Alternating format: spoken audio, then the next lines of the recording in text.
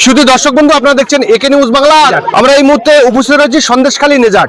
SIR এ প্রথম যে list বাড়ায় সেই লিস্টেতে আমরা দেখেছিলাম কি যে বহু হিন্দু যারা ছিল তাদের নাম বাদ চলে গেছিল। তারপরে কিন্তু দেখতে পাওয়া যাচ্ছে যে যাদের এই এসআইআর এ হেয়ারিং এ ডাকা হচ্ছে বেশিরভাগ মুসলিম সম্প্রদায়ের মানুষের।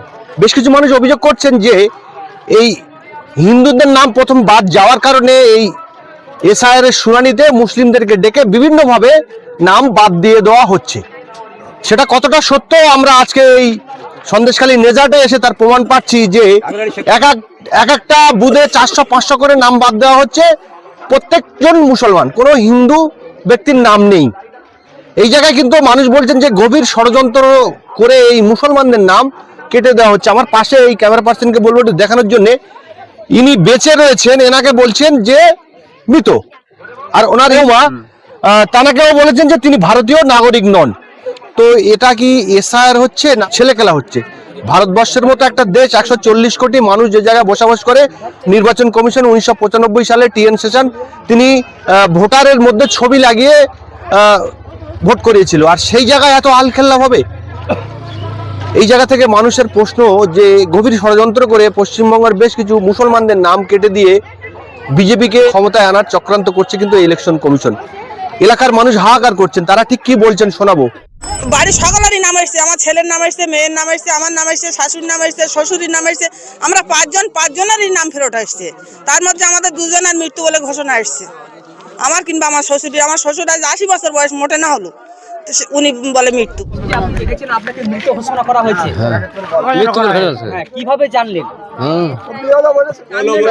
আপনাকে মৃত ঘোষণা করা হয়েছে, কাগজ পেয়েছে আমাদের নামে, কাগজ পাঠিয়েছে, এই কাগজে দেখেছি মৃত্যু। আপনারা জানলেন কিভাবে যে আপনাদেরকে মৃত ঘোষণা করা হয়েছে? আমাদের বিএলও সাহেব আমাদের সব নোটিশ করে জানিয়েছে, জানিয়ে বললো যে তোমরা সব মৃত, তোমাদের সব আবার প্রমাণপত্র সব নিয়ে এসে আমাদের কাছে, তাহলে আমরা আবার পুনরায় আবার তোমাদের সব ইয়ে করবো, কাগজপত্র ঠিক করে দেবো। আমাদের গ্রামে 10-15 জন। হ্যাঁ, সব বয়স্ক সব বয়স্ক, সব আমাদের এইসব বয়স্ক, এই তো সব আছে, সব বয়স্ক লোক। আপনাদের এখানে যারা বলছেন যে ভারতীয় নাগরিক নন, তারাও সবাই এখানে আমাদের বাড়ির মেয়েরা, ছেলেরা। আপনাদের কি সব মৃত? হ্যাঁ, সব মৃত বলে ঘোষণা করেছে। লোকসভা ভোট দিয়েছিলেন? হ্যাঁ, আমার বাবা করে ভোট দিয়ে আসতেছি, ওই মৃত্যু বলে ঘোষণা দিয়েছে। তো নতুন করে ফের কাগজপত্র জমা দেননি? নেই, যে এই দেশে বলে করে এই চলে এইছি সবে। আমার ছেলে বলে 3-4 সবার ওই বলে ভারতের নাগরিক না। আপনাদের মেরেতে চান আপনাদের ছেলেদের? হ্যাঁ, নাগরিক না, তাহলে আবার কি বলে বলো? হ্যাঁ, তাহলে আমরা জানতো ভোট দিয়ে আসতেছি, সেই সব কাগজ বছর বছর ভোট দিচ্ছে, মৃত্যু ঘোষণা কে জন্য করবে বলো দিন দেখি? আমাদের বাচ্চাগুলো কি হবে? আমরা জানতো বেঁচে মরে গেছি, আমরা বাচ্চাগুলো কি মেরে দেবে না? হ্যাঁ, দেশে দাঁড়িয়ে কিসের জন্য দেবে? হ্যাঁ, বিজেপির এত বড় আসো, আমার বাচ্চাগুলো ভেসে কেটে কেটে বেড়াবে, আমরা মিউট করতে আমার বাচ্চাগুলো চলে যাবে ইচ্ছা মতো, কি দিলে যাবে?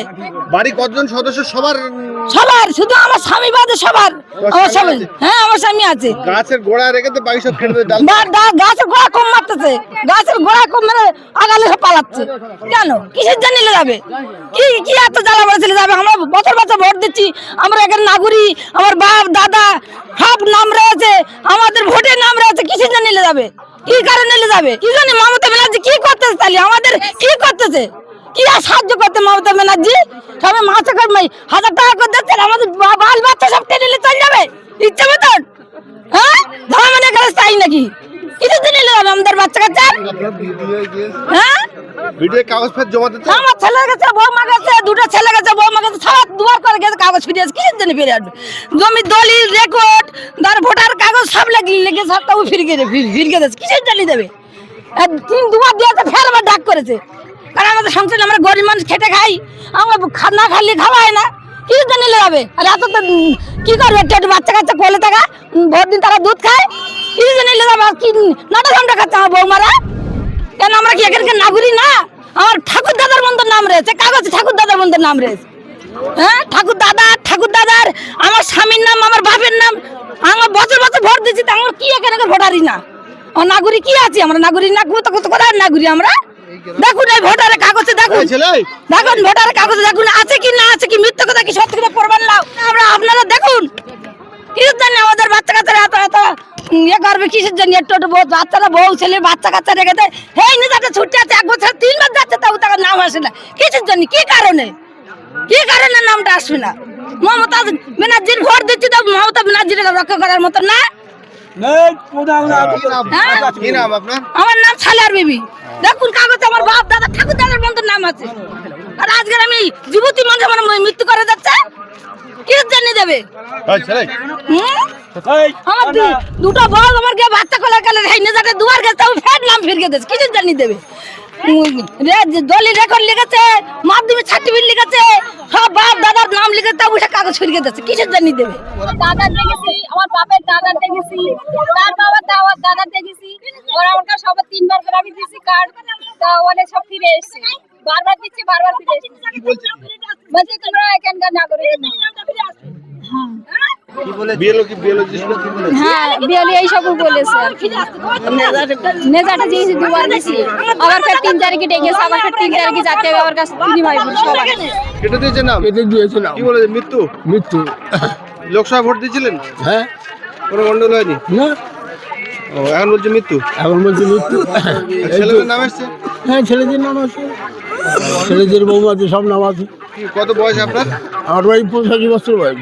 এই 85 বছর বয়সে আমার নাম কাটা পড়ে গেছে, আর নেই। আমার ফ্যামিলিতে একজন নট ইন্ডিয়ান সিটিজেন করেছে, সেটা হলো আমার স্ত্রী।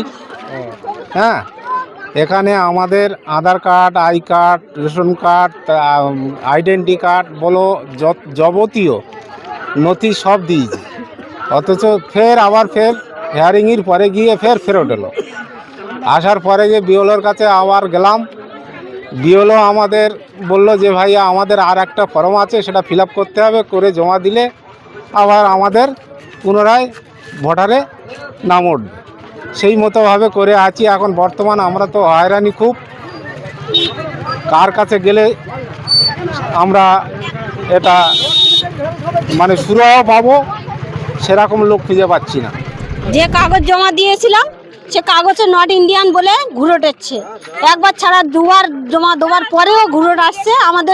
আমার বাপ দাদার আমলের কাগজপত্র সব দিয়েছি, আমার ঠাকুরদার কাগজ পর্যন্ত দিয়েছি, দেওয়া সত্ত্বেও কাগজ ঘুরে এসছে। তাহলে আমরা এছাড়া আর কি প্রমাণ দিতে পারি? আমাদের কাছে আর কি প্রমাণ আছে? ওদের বলে দিতে পারলো না, আমাদের কি প্রমাণ দিতে হবে? যদি না দেয় তাই এরপরে কি আমরা কি মরে যাবো এর জন্য? হ্যাঁ, আমার স্বামীর এসছে, আমার এসছে, আমার দেওয়ার সবার এসছে, 4 জনের এসছে এখানে নট ইন্ডিয়ান বলে, সৌর বলে মৃত বলে ঘোষণা করে দিয়েছে। এখন মানুষ বেঁচে আছে জীবিত।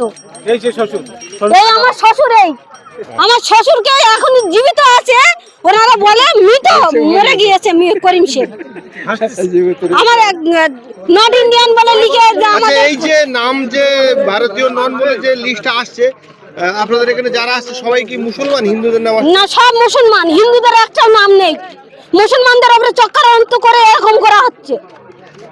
মুসলমান ছাড়া একটা হিন্দু নেই এখানে।